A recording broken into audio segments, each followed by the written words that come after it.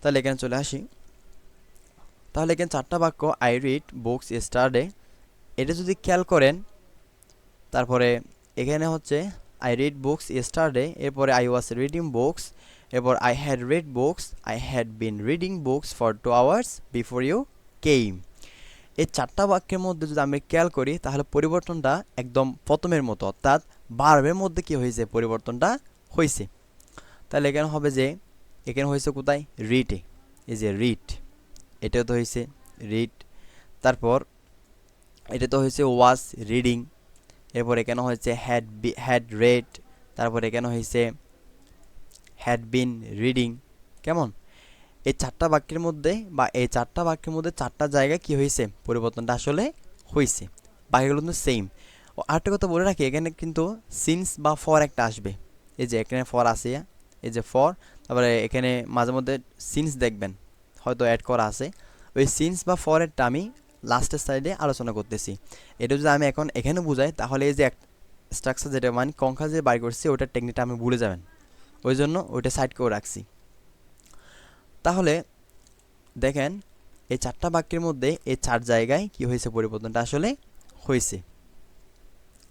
তাহলে এখান থেকে যদি আমি কঙ্কালটা বের করার চেষ্টা করি তাহলে কি হবে, প্রথমে সাবজেক্ট, এই সাবজেক্ট, এরপরে বি2।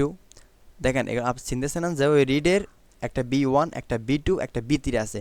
এখান থেকে কিন্তু সেম লাগলেও এটা কিন্তু বি1, এটা কিন্তু B2, same same but difference বলে যে ওইটা। তো এখানে হচ্ছে যে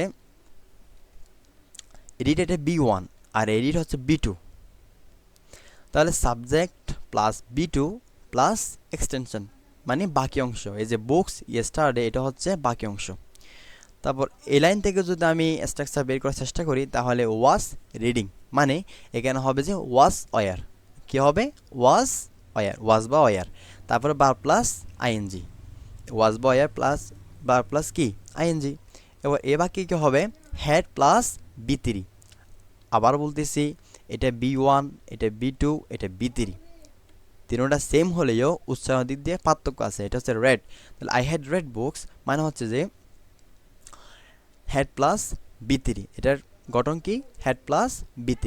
এর পরবর্তী লাইনে যদি চলে যায় তাহলে আই হ্যাড বিন রিডিং, এখানে চলে আসলে এখানে এটা কঙ্কাল হচ্ছে যে হ্যাড বিন প্লাস বার প্লাস আইএনজি। দেখেন হ্যাড বিন প্লাস বারবের সাথে মূল বারবের সাথে আইএনজি আছে, তার মানে এটা হচ্ছে হ্যাড বিন প্লাস বার প্লাস আইএনজি। তাহলে এই চারটা কঙ্কাল যদি আপনি মাথায় রাখতে পারেন, মনে রাখতে পারেন, অবশ্যই মানে অবশ্যই আপনি এই চারটা দিয়ে পরবর্তী চারটা বাক্য বা অসংখ্য বাক্য তৈরি করতে পারবেন।